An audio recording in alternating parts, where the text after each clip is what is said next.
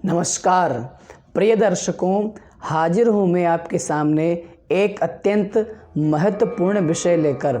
जब भी हम फलित करते हैं तो आप यह मन में विचार अवश्य आता होगा कि कौन से ग्रह से किसका विचार किया जाता है, और यह अत्यंत महत्वपूर्ण विषय है।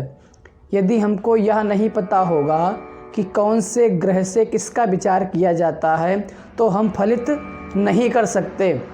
उसी प्रकार आइए क्रम से जानते हैं कि कौन से ग्रह से किसका विचार किया जाता है।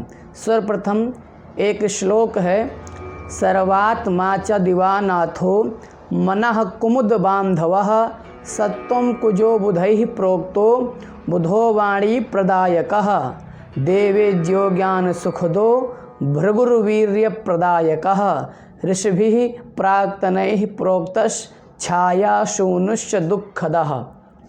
अर्थात इस एक श्लोक में ही सभी ग्रहों के बारे में बतलाया गया है। ग्रह और वह किससे संबंध रखते हैं उसके बारे में बतलाया गया है। आइए इस श्लोक का भावार्थ करते हैं, अर्थात इसको हिंदी में समझते हैं यह श्लोक क्या कहना चाहता है। सर्वप्रथम लिखा है, सर्वात्मा च दिवानाथो मनः कुमुद बांधवः। सर्वात्मा च दिवानाथो, सभी ग्रहों की जो आत्मा है वह कौन है? सूर्य नारायण दिवानाथो, और दिन के नाथ कहे गए हैं। सर्वात्मा च दिवानाथो मनः कुमुद बांधवः। कुमुद कहते हैं चंद्रमा को। चंद्रमा किसका कारक है? तो कहा गया चंद्रमा मन का कारक है। सर्वात्मा च दिवानाथो मनः कुमुद बांधवः सत्वं कुजो बुधैः प्रोक्तो, और जो मंगल कहा गया है वह बल का प्रदायक कहा गया है। सर्वात्मा च दिवानाथो मनः कुमुद बांधवः सत्वं कुजो बुधैः प्रोक्तो, और बुधो वाणी प्रदायकः, जो बुध है वो वाणी का प्रदायक है। अर्थात बुध से विचार करना चाहिए।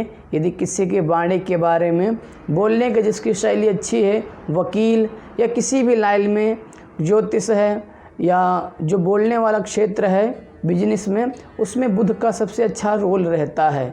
बुधो वाणी प्रदायकः देवेज्यो ज्ञान सुखदो, जो देवताओं के गुरु बृहस्पति हैं वो ज्ञान और सुख के कारक कहे गए हैं।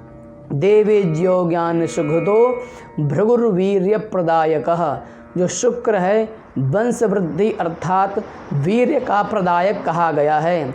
देवेज्यो ज्ञान सुखदो भृगुर्वीर्य प्रदायकः ऋषिभिः प्राक्तनैः प्रोक्तश्च छाया शूनुश्च दुःखदः। ऐसा ऋषियों का मानना है कि सूर्य देव की पत्नी छाया, उनके जो पुत्र हैं शनिदेव, वह दुख के कारक कहे गए हैं। अब आपको सबको पता हो गया कि जो आत्मा का विचार सूर्य से, मन का विचार चंद्रमा से, बल का विचार मंगल से, वाणी का विचार बुध से, और ज्ञान और सुख का विचार देवगुरु बृहस्पति से, और वंश वृद्धि अर्थात वीर्य का विचार शुक्र से, और दुख का विचार शनिदेव से किया जाना चाहिए। नमो नमः। नमस्कार।